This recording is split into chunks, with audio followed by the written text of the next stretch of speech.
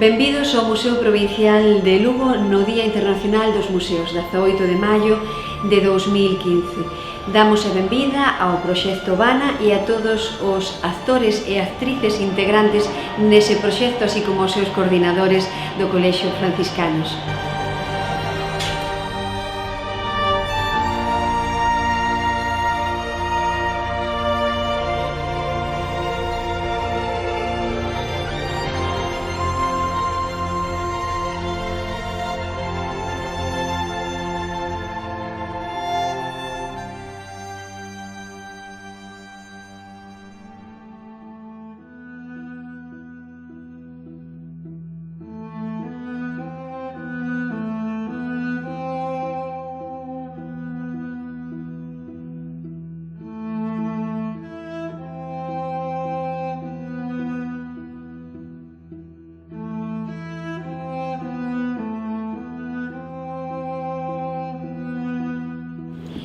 Pois a peza máis antigua entrou aquí cando se creou por un acordo da Diputación Provincial de Lugo o Museo Provincial. Foi no ano 1932 e a pesar de que se creou en 1932 e xa empezaron a facerse acopio de fondos museográficos, non se inaugurou hasta o ano 1934 no antigo Pazo de San Marcos. E como vos decía, a primeira peza que hai no libro de rexistro é un bargueño precioso que é un mueble con moitos queixós, con incrustacións de oso e de madeiras, e foi doado pola Diputación Provincial de Lugo, que a súa vez o había donado tamén un particular. Entonces realmente é a peza máis antigua que entrou no Museo Provincial de Lugo e que a recepcionou daquela tamén en 1932 o primeiro director do museo, que foi Luís López Martí. Bueno, o Museo Provincial de Lugo tivo desde o seu inicio unha vocación arqueolóxica, polo tanto, o pasado romano é inherente á súa situación xeográfica, dado que se ubica en Lucus Auguste, a antigua capital do conventus lucensis. Entonces, exemplos do pasado romano hai moitos e por todos lados, pero nesta sala en concreto, que é a sala número 7, temos os máis importantes, que é a plástica provincial romana, onde se incluyen estelas funerarias como esta de Crecente ou estas outras bifrontes que quedan aquí ao meu carón, e tamén aquí temos a musivaria romana, os mosaicos atopados en Lugo, restos dos mosaicos atopados en Lugo, que tamén se expoñen tanto neste lado da parede como no chan. E despois, dentro da plástica provincial romana, tamén se incluye a escultura de bulto redondo, e desta tamén temos exemplos non solamente en granito, sino tamén en mármore. Pero a máis desta sala que temos aquí da plástica, temos muchísima e moi importante epigrafía no antigo claustro do convento de San Francisco, que hoxe está musealizado. Bueno, pois a modalidade de ingreso de pezas no Museo Provincial de Lugo e en casi todas as institucións museísticas son fundamentalmente tres. Unha é por adquisición, cando se compran pezas por parte, neste caso, da Diputación Provincial de Lugo, de quen depende o museo. Outra é a doazón, cando particulares, tanto públicos como privados, doan ao museo pezas ou coleccións. E outra é o depósito. O depósito é cando o dono da peza ou das coleccións mantén a súa propiedade sobre esas obras, pero déixanola ao Museo Provincial de Lugo para que poida ser exposta e vista públicamente.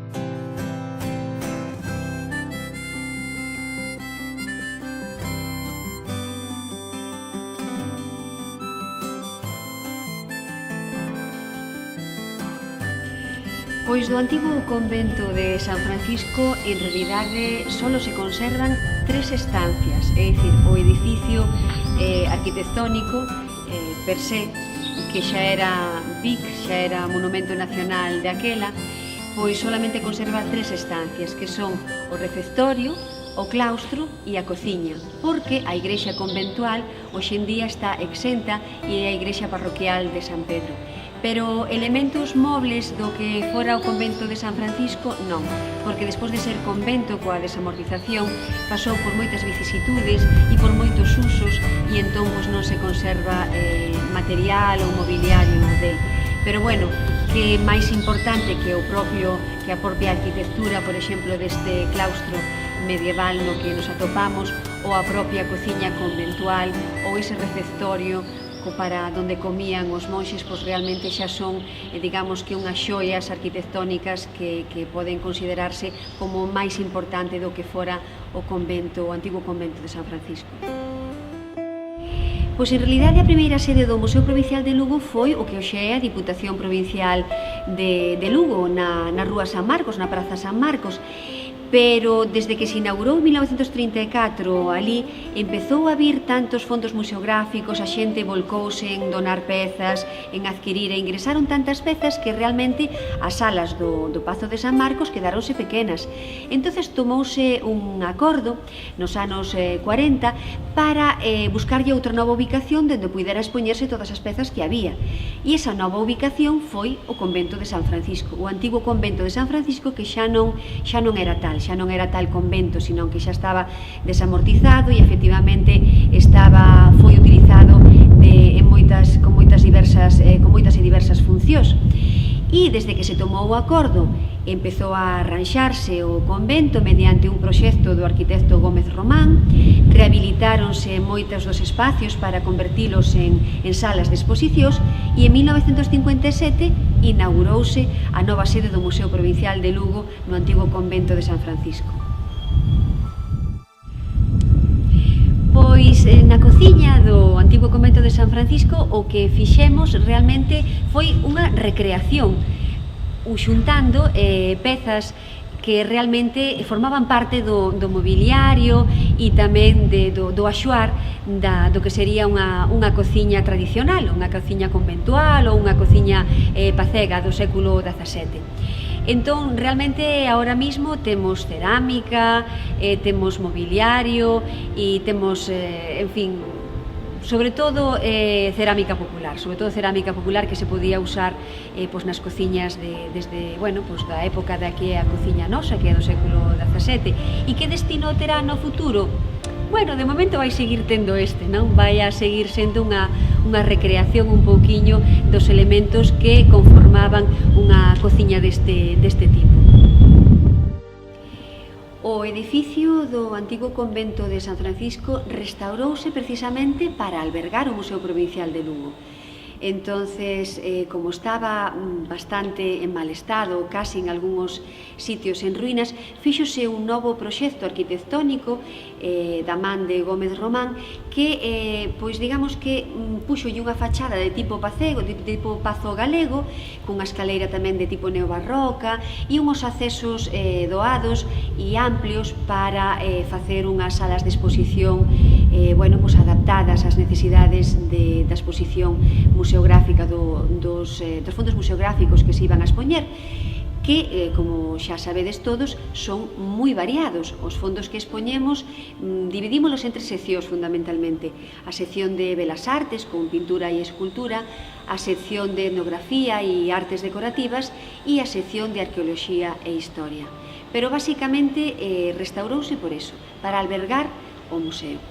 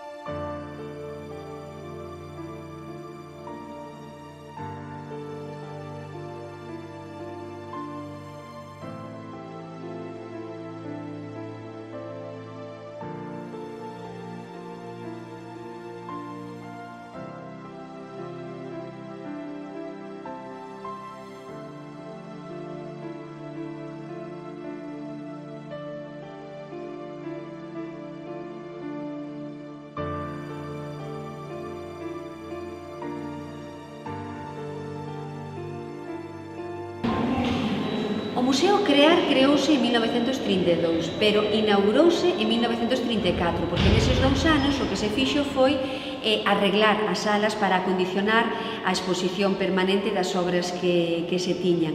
Pero despois houve outra inauguración en 1957, cando veu para aquí, para o convento de San Francisco, a nova sede do Museo Provincial de Lugo.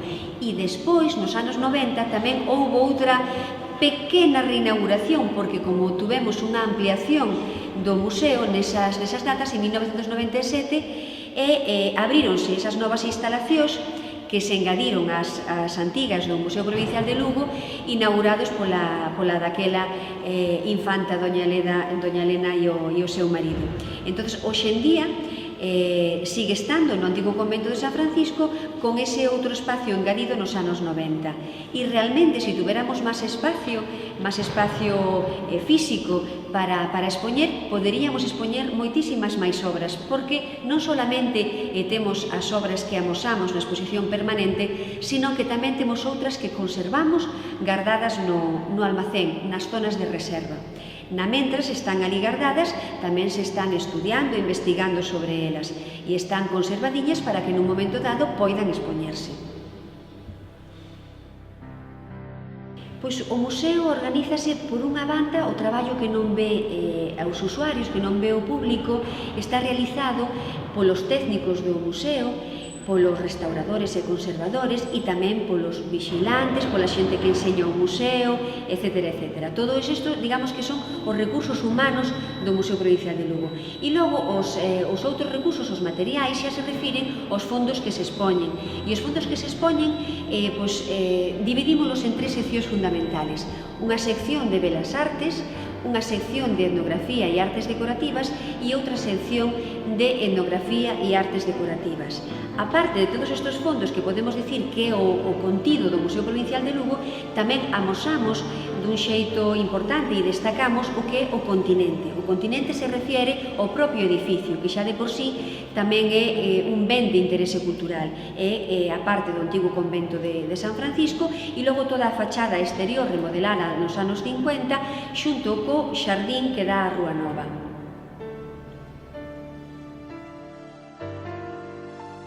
A peza máis importante do museo non é son as. Son moitas, son casi todas as máis importantes e tamén son todas moi bonitas. Pero bueno, aquí, por exemplo, temos si falamos de gustos personales ou de opinión subxectiva, miña particular como directora e como Aurelia Balseiro, pois eu teño que dicir que me encanta a Sorei, tanto a ofrenda a San Ramón que está aquí, como, por suposto, esta que xa coñecedes todos, que é o San Francisco. O San Francisco de Asorei. Asorei é un dos escultores galegos contemporáneos máis importantes dentro da historia da arte galega contemporánea.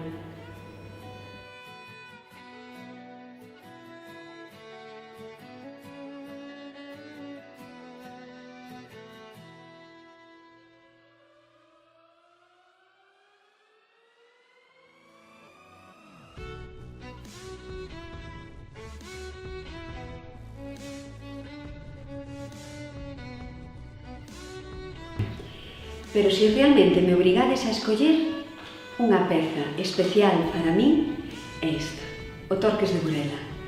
É un torques, é un colar ríxido, antes de que viñeran os romanos aquí, estamos falando da cultura castrexa, datado nos séculos anteriores á nosa era, de ouro macizo, pesa 1840 gramos, e é un torques espectacular a nivel artístico, a nivel técnico, a nivel simbólico e tamén pola súa valía.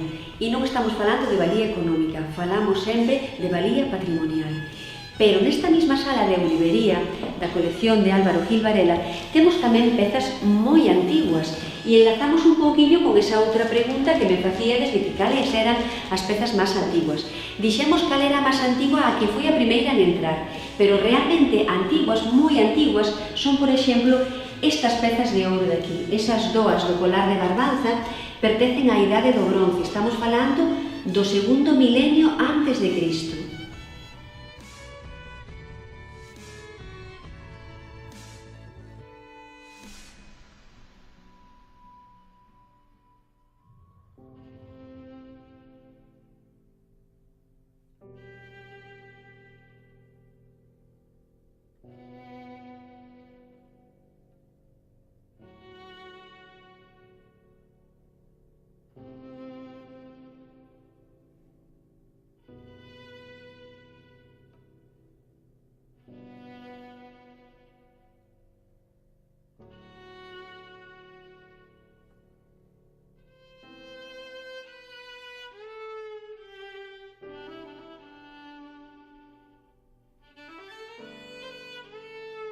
Pero realmente as pezas máis antiguas do Museo Provincial de Lugo pertencen á sección de Arqueoloxía. E esta vitrina que está detrás de min son obxetos pertencentes á idade da pedra lascada.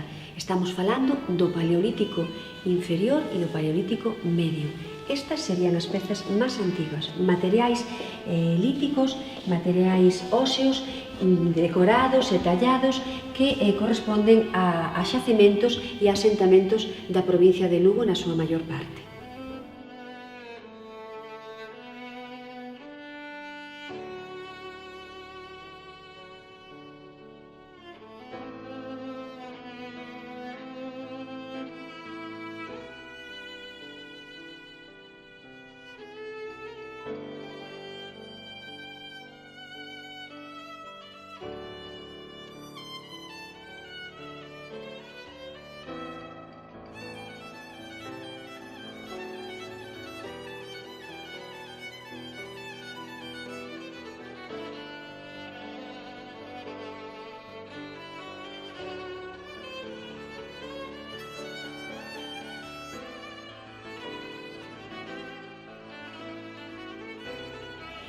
Pois neste museo temos unha sección moi completa de Belas Artes e temos moitísimos cadros, que vos interesa moito cantos cadros temos, moitos, porque non solamente hai os que vedes cando vides a facer unha visita polo Museo Provincial de Lugo, temos outros máis que están guardados para facer exposicións, para facer algúns cambios de vez en cando, para prestar a outras institucións e a outras exposicións alleas, etc. E concretamente temos na sección de arte galega temos 3 salas monográficas. Temos de Antonio Fernández, de Julia Minguillón e de Corredoira. Corredoira e Julia Minguillón foron pensionados pola Diputación Provincial de Lugo. Que quere dicir isto? Que cando eran noviños e empezaban a aprender a ser artistas, pois a Diputación lles deu unhas becas, unhas bolsas, para facer os seus estudios. Aquí detrás temos concretamente a Escola de Doloriñas, que está depositado polo Museo Reina Sofía de Madrid, que nos lo deixan ter aquí. E foi a primeira muller que obtivo unha medalla nas exposicións nacionais con este cadro que temos aquí. Pero tamén temos de Maruja Mallo. Maruja Mallo tamén foi unha pensionada da Diputación de Lugo e naceu en Viveiro tamén. Entonces, actualmente na exposición permanente temos 4 cadros dela. Isto nestas salas de aquí de arte galega, pero logo temos tamén nas salas de dibuixo e gravado galego un dibuixo de Maruja Mallo, co cual están moi representados todos os pintores lucenses, tanto os actuais, os contemporáneos, como os de tempos pasados que xa non están connosco. Este cadro que temos aquí detrás é de Maruja Mallo, a guía postal de Lugo. É un dos cadros máis viaxeiros que temos na exposición permanente. Por qué? Porque nos lo piden moitísimo prestado para levar a outras exposicións. E todos os museos, entre nós, nos deixamos algunhas pezas, algunhas obras, para facer exposicións temporais. Deste xeito, os nosos fondos non solamente están aquí quietiños separados para os usuarios que veñan a velos, sino que se desplazan e van a outros sitios. Non temos ningún cadro de Picasso, pero estamos esperando que alguén nos traiga algún ou nos deixe algún. Sí que houbo algunhas obras súas en exposicións temporais. Cadros de reis e cabaleiros? Sí. Realmente temos unhos cadros de reis, pero non están aquí no museo. Están prestados, depositados polo Museo Nacional do Prado e están expostos nos pasillos da Diputación Provincial de Lugo. E de cabaleiros tamén. Por qué? Porque o retrato é un xénero moi importante dentro da sección das Belas Artes. Entonces sí que hai representados persoeiros importantes, históricos, algúns cabaleiros, outros obispos e outros nobles da época, da pasada e da actual. Por que non temos aquí a Mona Lisa de Leonardo da Vinci? Porque está no Museo do Louvre, pero se nos lo deixan, nosotros traeríamola encantadas, porque nos resultaría máis doado vir a velo ao Museo de Lugo que non ir a París, verdad? Pero ainda así, temos outras moitas retratos de señoras realmente bonitos, importantes e ben feitos, como por exemplo, a nai, este retrato que lle fixo Tino Grandío, outro pintor lucense, a súa nai. Este retrato da nai de Tino Grandío. Sí que temos retratos de bispos. Este que tedes aquí é o retrato do bispo de Salamanca, don Agustín Varela de Temes, de 1835, de Carlos García Blanco. É un óleo sobre lenzo que foi doado por unha señora, doado ao Museo Provincial de Lugo. Pero, ademais deso, tamén temos moitos obxetos que teñen que ver cos bispos. Por exemplo, obxetos litúrxicos, vestimentas, e tamén temos sartegos de nobles e de bispos ou cardenais no claustro do Museo Provincial de Lugo. A pregunta de cal foi a exposición máis importante do Museo Provincial de Lugo é moi difícil, porque desde 1934 ata o 2015, que é o ano no que estamos, houve moitísimas exposicións temporais, e todas realmente moi importantes e con moita afluencia de público e moi valoradas e con moita repercusión mediática, con moitas visitas. Entonces, non vos podo dicir cal foi a máis importante, porque todas as exposicións que facemos no Museo Provincial de Lugo sempre queren ser as mellores, as máis importantes e as máis visitadas. Entonces, bueno, pois podoche dicir das últimas que fixemos. As últimas que fixemos agora mesmo, neste ano 2015, foi unhas sobre os pensionados da Diputación Provincial de Lugo e agora que temos outras sobre pintura galega contemporánea da colección de Álvaro Gil Varela. Pois, en principio, cando se creou o museo, como xa dixemos, no ano 1932, creouse coa vocación de conservar, difundir e amosar o patrimonio cultural, sobre todo lucense provincial. Pero é ben certo que xa desde o principio ingresaron pezas procedentes de outros sitios, pero sí que é certo que predomina o patrimonio cultural galego, aínda que temos cadros e obras depositadas, por exemplo, polo Museo do Prado, o Museo Reina Sofía, e temos certas pezas incluso de artes decorativas e de etnografías tamén estranxeiras. Pois no ano pasado, no 2014, tuvemos 51.308 visitantes en total para todo o ano. Pero agora, por exemplo, neste ano 2015, no primeiro trimestre, xa superamos as expectativas de visitantes e de usuarios e usuarias do ano pasado 2014, que para a nosa cidade de Lugo non está nada mal. Todo o traballo que realizamos sempre en prol do noso patrimonio cultural, pero que sería de nós se non lle gustara o xeito que temos de amosar o noso traballo, de facer as exposicións, das actividades culturais e todo, se non lle gustara a xente. En realidade, traballamos por e para a comunidade, por e para a cidadanía, e por eso que pretendemos que a nosa oferta esteña acorde ca demanda externa dos usuarios e usuarias do Museo de Lugo. Bueno, o meu traballo, como vedes, centras aquí nesta oficina, pero basicamente teño que coordinar os recursos humanos e materiais dos departamentos científicos do museo. Teño que velar para que se conserve tanto o continente, é dicir, o edificio do museo, como o contido, é dicir, todas as pezas que se expoñen neste museo. Velar pola súa conservación e, evidentemente, contribuir á súa investigación, ao seu estudo e á súa difusión. Bueno, realmente eu xa estudiei unha licenciatura que é de Xeografía e Historia con unha especialidade moi concreta, que era museoloxía, porque gustaríame haber traballado en museos. Non sabía se iba a acabar nun museo, pero eu estudiei para eso. Teño que recoñecer que estiven traballando desde que rematei a licenciatura, estiven traballando no eido da cultura dentro da administración pública e, ao fin e ao cabo, o traballo dun museólogo nun museo tamén ten que ver coa cultura e co eido público da administración. De pequena ainda non sabía moi ben como era o museo e en que consistía os traballos no museo.